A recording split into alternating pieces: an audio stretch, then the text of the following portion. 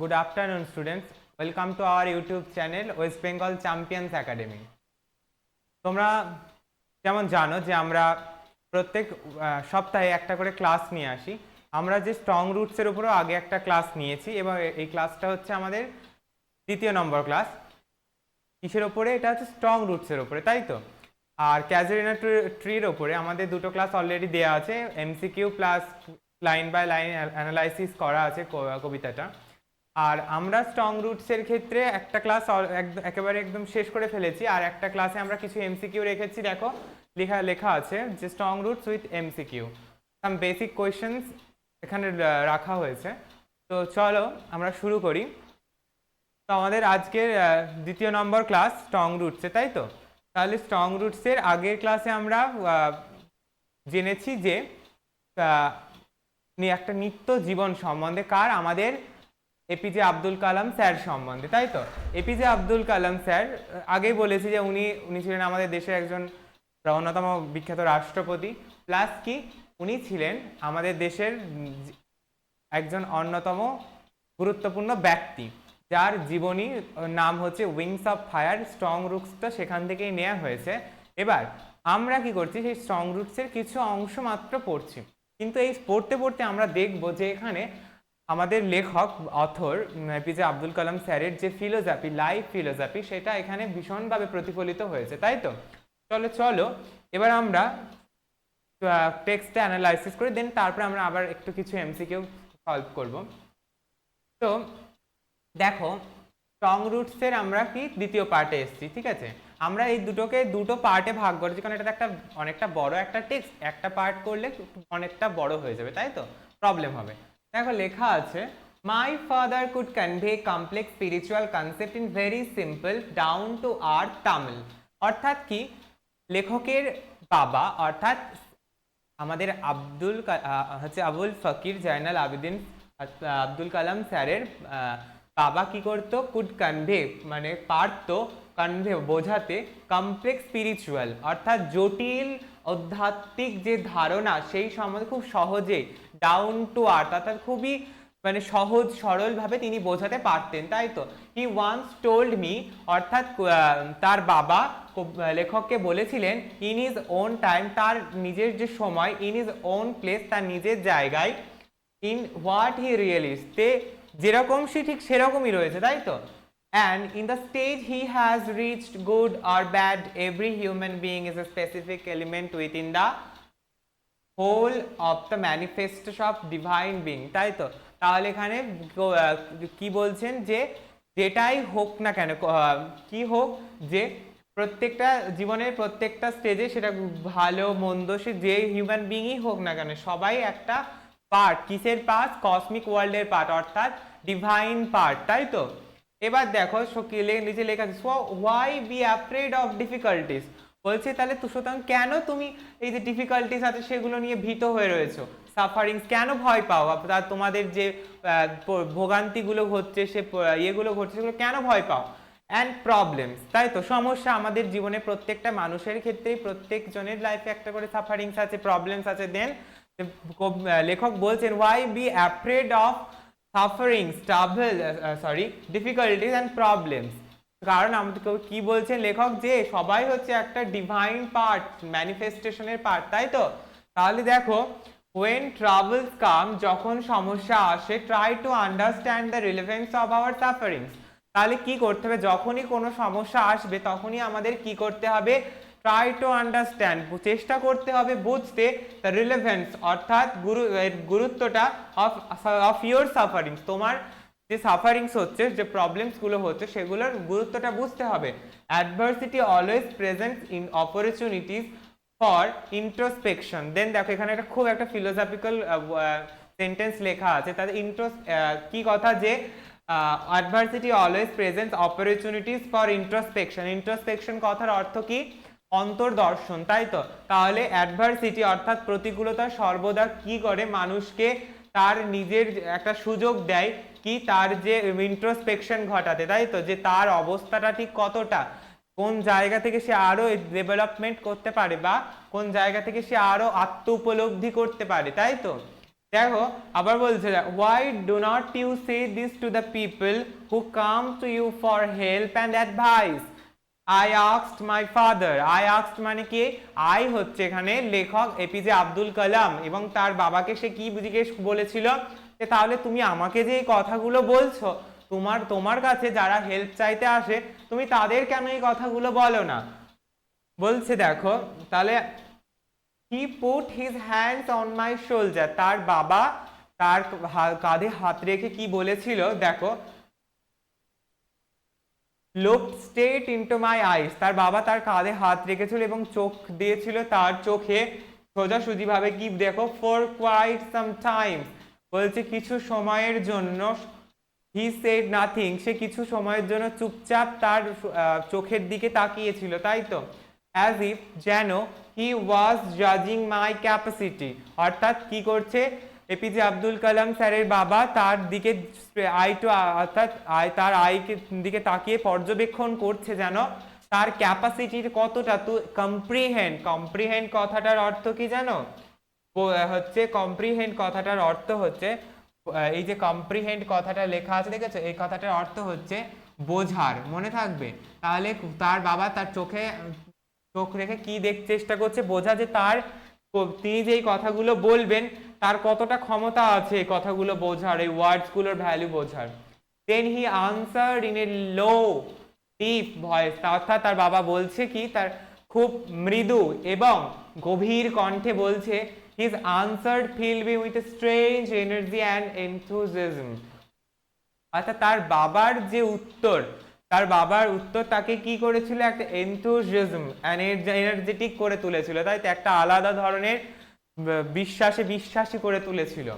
কি দেখো বলছে whenever human being find themselves alone, তাহলে যখনই মানুষ তাকে নিজেকে একলা পাবে, as a natural reaction, it was a very natural reaction, তাই তো, এটা ন্যাচারাল রিয়াকশন কেন বলছে যে প্রত্যেক একটা সময় আসে যখন প্রত্যেকটা মানুষকে কি এটা নিজেকে ফেস করতে হয়, তাই তো, যে নিজের সমস্যাটা নিজেকে দেখতে হয়, তাহলে এই জন্য বলছে whenever human beings find themselves alone as a natural reaction, it's a very natural reaction, they start looking for company, তারা কি শুরু করে, একটা কোম্পানি খোঁজা, তার একটা সঙ্গী খোঁজার চেষ্টা করে, তাই তো, যখনই সে নিজেকে একলা পায়, অর্থাৎ একলা যখন সে হয়ে যায় পৃথিবীতে, তখন সে কি করে, একটা কোম্পানি খোঁজে। whenever they are in trouble, যখনই তারা কোনো সমস্যার মধ্যে পড়ে, ট্রাবল কথার অর্থ কি, সমস্যা, they look for someone to help them, তারা এমন কাউকে খোঁজে যারা যেন তাকে সাহায্য করতে পারে, তাই তো, whenever they reach an impasse, তারা যখন চরম দুর্গতিতে পড়ে, অর্থাৎ বা impasse মানে কথার কি, একটা এখানে বলতে গেলে কোনো গলি বা গলির ধাঁধায় পড়ে, সেখানে কি হয়, they look to someone to show them the way out, তাহলে তারা খোঁজে কি, তার কাউকে যারা তাকে কি করবে, এই পথটা বেরোতে সাহায্য করবে, অর্থাৎ পথ, এই যে গলিটার কথা বলছে ইম্পাসে, এখান থেকে বেরোতে সাহায্য করবে, তাই তো। দেখো এভরি রিকারেন্ট অ্যাঙ্গুইশ,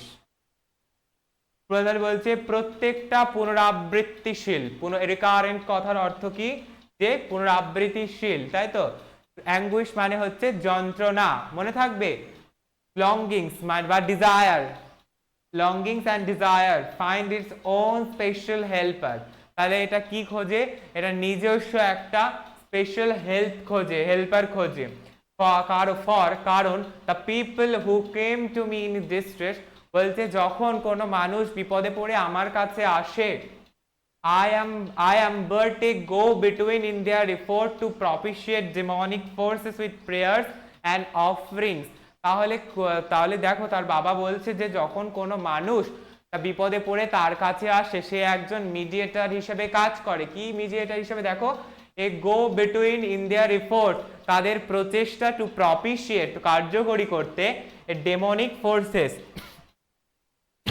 বলছে forces with prayers and offerings, ওই যে তারা যে প্রবলেমসটাতে পড়েছে সেটাকে তিনি কি করছেন, এই কথাটার মধ্যে গুরুত্বটা, রিলেভেন্স কোথায়, তিনি তার প্রেয়ারের মাধ্যমে তাদের মধ্যে যে একটা প্রবলেমে পড়ছে সেটাকে তার প্রেয়ার্স এবং অফারিংসের মাধ্যমে ঈশ্বর বা আল্লাহর কাছে প্রার্থনা করেন যে তারা যেন তাকে এই প্রবলেমস থেকে নিষ্কৃতি দেয়। মনে থাকবে, this is not a correct approach at all. এটা কিন্তু আদেও কোনো সঠিক পথ নয়, and should never be followed, এবং এটা কখনোই অনুসরণ করা উচিত নয়। One must understand the difference between a fear-ridden vision of destiny and the vision that enables us to seek the enemy of fulfillment with ourselves. তাহলে এখানে দুটো কথা বলেছে, বলছি দেখো কি, যে ওয়ান মাস্ট, একজনের অবশ্যই বোঝা উচিত a fair ridden vision of destiny, তাহলে একটা কি ভয়ার্থ যে ধাঁধার সুলভ কি একটা দৃষ্টি, যেটা কার, ডেস্টিনির, মনে থাকবে। আর একটা কি দ্য ভিশন দ্যাট, একটা দৃষ্টি বা একটা পর্যবেক্ষণ যেটা কি করে, এনাবেল করে, সক্ষম করে তোলে আস আমাদের, টু সিক, পরিপূরণ করতে বা চাইতে, the enemy of fulfilment within our self. তাহলে কি বলছে এখানে, খুব স্পষ্টভাবে মানে লেখক বলতে চাইছে, বলতে যাহাই ঘটুক না কেন আমি সবসময় বলবো যে this is my destiny, it is not right. At first you should be careful about the fear-ridden vision of destiny and the vision that enables us to seek fulfillment within ourselves, তাই তো? তাহলে দেখো দুটো জিনিসে খুব গুরুত্বপূর্ণ, এখানে মনে রাখতে হবে দুটো জিনিসই। বলছে আই রিমেম্বার, আমি স্মরণ করি বা মনে করি যে my father starting his day, তার বাবার দিন শুরু হতো কখন, অ্যাট 4 AM, ঠিক ভোর 4টের সময়, বাই রিডিং দ্য নামাজ বিফোর ডন, ঠিক ভোর 4টেই তার বাবার দিন শুরু হতো, ঠিক নামাজ পড়া থেকে শুরু করে, তাই তো, ঠিক ভোরে একটু আগে। আফটার দ্য নামাজ, নামাজের পরে, he use to walk down to a small coconut Grove, তার বাবা তারপরে কোথায় হাঁটতে হাঁটতে যেত, তাদের যে একটা নারকেলের খাড়ি ছিল বা নারকেলের একটা জঙ্গল ছিল সেখানে যেত, যেটা কোথায় ছিল, about 4 miles from our home, তাহলে যেটা লেখকের বাড়ি থেকে কতটা দূরত্ব ছিল, ঠিক 4 মাইলসের দূরত্ব ছিল, মনে থাকবে। He would return with about a dozen coconuts tied together there thrown over his shoulder, তাহলে তার বাবা কি করতো, ফিরতো কি, ঠিক 1 ডজন কোকোনাট নিয়ে, যেটা তার মানে 2 কাঁধে এরকম বাঁধা থাকতো এবং সে এইভাবে বয়ে নিয়ে আসতো, মনে থাকবে। দেখো, and only then, এবং তারপর শুধুমাত্র কি করতো, then would he have his breakfast, তারপরে তার সেই ব্রেকফাস্টটাকে কমপ্লিট করতো। this remained his routine even when he was in his late 60s, তাহলে তার বাবা যখন ঠিক 60-এর ঊর্ধ্বে চলে গেছে, ঠিক তখনও একই নিয়ম তিনি ফলো করতেন, এবং এই নিয়মটা বলতে গেলে তিনি আজীবনই ফলো করেছেন। I have throughout my life, বলছে এবং আমিও কি করেছি, throughout my life, থ্রুআউট কথার অর্থ কি, অর্থাৎ হচ্ছে সমগ্র, মনে থাকবে, সমগ্র, অর্থাৎ সারা জীবন লেখক কি করেছে, লেখকও এই জিনিসটাকে ফলো করেছে। Try to emulate my father in my own world of science and technology, তাহলে লেখক কি করেছে, তার যে সায়েন্স এবং বিজ্ঞান এবং প্রযুক্তির যে জগৎ সেখানে তিনি ফলো করার চেষ্টা করেছেন। ইমালুয়েট মানে কি, অনুকরণ, মনে থাকবে, ইমালুয়েট মানে কি, অনুকরণ, অনুকরণ, অনুকরণ, মনে থাকবে, অনুকরণ। দেখো এখানে কিছু কিছু টার্ম আছে যেগুলো একটু কঠিন, বাট তোমাদের সকলকে একটু মনে রাখতে হবে, ঠিক আছে, বিকজ তোমাদের এটা এমসিকিউ প্যাটার্ন কোয়েশ্চেন, তো যদি কোনো একটা সিনোনিমস দিয়ে দেয় তখন খুব প্রবলেম হয়ে যাবে, দেন তোমাদেরকে জানতে হবে, তাই না। আই হ্যাভ এন্ডিভায়ার্ড, অর্থাৎ আমি প্রচেষ্টা করেছি। এন্ডিভায়ার্ড কথার অর্থ কি, প্রচেষ্টা করা। To understand the fundamental truths revealed to me by my father, বলছে লেখক সবসময় চেষ্টা করেছে যে প্রচেষ্টা করেছে কি, যে বুঝতে, যে ফান্ডামেন্টাল জীবনের যে মৌলিক সত্য, যেগুলো যে ফান্ডামেন্টাল ট্রুথসকে বলা হচ্ছে মৌলিক সত্য, অর্থাৎ জীবনের যেগুলো ধ্রুব সত্য সেইগুলো বুঝতে বা এবং সেগুলো প্রকাশ করানো হয়েছিল কার দ্বারা, যেটা তার বাবা তাকে প্রকাশ করিয়েছিল তার মধ্যে, তার কাজকর্মের মধ্যে দিয়ে। অ্যান্ড ফিল কনভিন্সড দ্যাট, এবং সে অনুভব করেছিল যে দেয়ার এক্সিস্ট এ ডিভাইন পাওয়ার, তিনি এবং একটা ডিভাইন পাওয়ারের, একটা দৈবিক শক্তির তিনি অনুভব করেছিলেন, তাই তো। দেখো যেটা কি, তাকে leap, power that can leap, যে তাকে উঠতে সাহায্য করে, ওয়ান আপ ফ্রম কনফিউশন, কোথা থেকে উঠতে সাহায্য করে, কনফিউশন থেকে, মিজারি থেকে, মেলানকলি থেকে, অ্যান্ড ফেলিওর থেকে, অর্থাৎ ব্যর্থতা থেকে, দুঃখ থেকে, কষ্ট থেকে, মানে যেটাকে বলে যে যেটা আমি কাজ কনফিউশন, অর্থাৎ এটা করব কি করব না, না করলে মানে এটা করলে যদি এরকম হয়, এই ব্যাপারটা যে পুরো একটা কনফিউশন থাকে না কোনো একটা বিষয়, সেই বিষয়টাকে, তাই তো। And guide one to one's true place, এবং একজনের, এবং গাইড করেছিল কোথায়, একজনের যে সত্যকারের জায়গা সেখানে ঠিক কিভাবে পৌঁছতে হয়, কিভাবে পৌঁছতে, এই বিষয়টাকে ওটা ভীষণভাবে গাইড করেছে। অ্যান্ড ওয়ান্স, এবং একদা কি ঘটেছিল, অ্যান ইন্ডিভিজুয়াল সেভার্স ইজ ইমোশনাল, এবং একদা তার যে মানে কোনো একজন ধরে না কোনো একটা ব্যক্তি কি হচ্ছে, তার ইমোশনাল এবং physical bond, he is on the road to freedom, একজন মানুষ যে ইমোশনালি এবং ফিজিক্যালি খুব স্ট্রং, সে কি করতে হবে, he is on the freedom to, he is in the road to freedom, happiness and peace of mind. Then তিনটে, সে কেউ যদি কোনো মানুষ যদি রাইট ট্র্যাক, ফিজিক্যালি এবং মেন্টালি স্ট্রং থাকে, এবং ফিজিক্যালি এবং মেন্টালি দুটো দিক থেকেই খুব স্ট্রং থাকে, তাহলে তার কাছে সব দিকগুলোই মোটামুটি সাকসেসফুল হওয়ার, অর্থাৎ হি is on the road to freedom, happiness and peace of mind, অর্থাৎ পিস, মনের ব্যাপার, শান্তির বিষয়, সেগুলো সব জায়গায় সে ঠিকঠাকভাবে পৌঁছতে পারবে। এবং এই যে জিনিসগুলো বললাম যে রিলেভেন্স কার, রিলেভেন্স হচ্ছে প্রেয়ার, রিলেভেন্স হচ্ছে কার, প্রবলেমের, এই গুরুত্ব জিনিসগুলোকে এখানে বারবার তিনি ফোকাস করেছেন এবং বলেছেন এগুলোকে খুব বেশি গুরুত্ব, অধিক পরিমাণে যদি আমরা গুরুত্ব দিই তাহলে কি হবে, আমরা এই জায়গা থেকে উঠতে পারবো না। সুতরাং আমাদের কি করতে হবে, যেই সমস্যাটা ঠিক যতটা, ঠিক ততটাকে গুরুত্ব দিয়ে সেইভাবে বুঝে এটার প্রবলেমসটা আমাকে সলভ করতে হবে, তাই তো। দেখো আমাদের টেক্সট পড়ানোটা আপাতত এইটুকুনিতে কমপ্লিট হলো আজকে। এরপর আমরা কিছু করবো, এমসিকিউ করি, বেসিক কিছু এমসিকিউ করবো, দেন আই হোপ তোমাদের এটা ভালোই লাগবে ক্লাসটা। দেখো মাল্টিপল চয়েস কোয়েশ্চেন্স, আমরা প্রথমেই যেটা পড়বো, strong roots is written by, I hope তোমরা সবাই পারবে, ঠিক, একদম ঠিক, কি হবে বলো, এপিজে আব্দুল কালাম, তাই তো, এপিজে আব্দুল কালাম, একদম তাই। Strong roots is taken from, কোথা থেকে নেওয়া হয়েছে বলো, strong roots, wings of fire, ignited minds, the luminous sparks and mission of India, কোন থেকে গেছে, ঠিক উইংস অফ ফায়ার থেকে, তাই তো। চলো উইংস অফ ফায়ার থেকে, ভেরি গুড।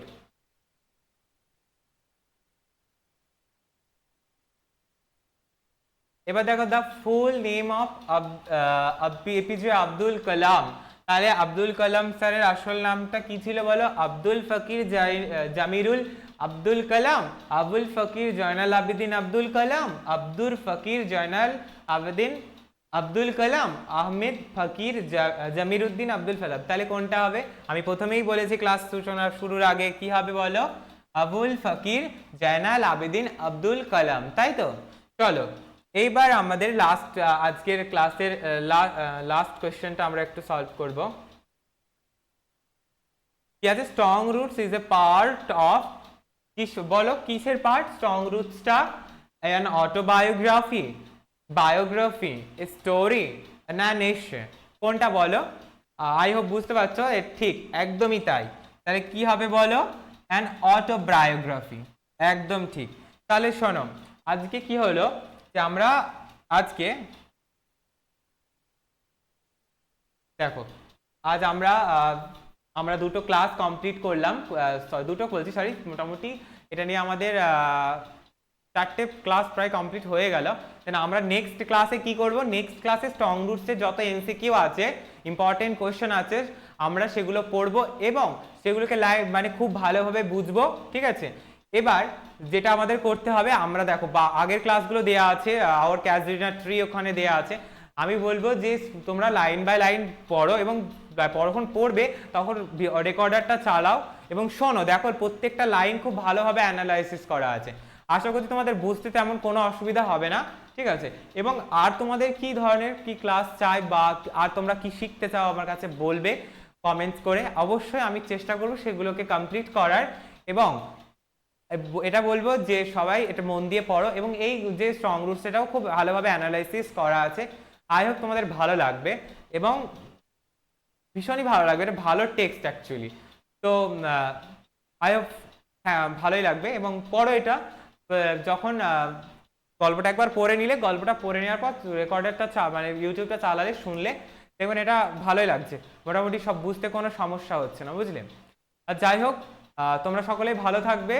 আজকের ক্লাসটা এখানে আমি শেষ করছি, এবং নেক্সট ক্লাস আমরা দেখাবে, এবং আমাদের চ্যানেলে আরও যে ক্লাসগুলো দেওয়া আছে তোমরা প্রচুর প্রচুর শেয়ার করো এবং কমেন্টস করো, এবং বলো যে তোমাদের আর কোন জায়গায় কী ধরনের কী ডিম্যান্ড আছে। আশা করছি আমরা যতটা সম্ভব চেষ্টা করবো সেগুলো ফুলফিল করার। ওকে, গুড বাই।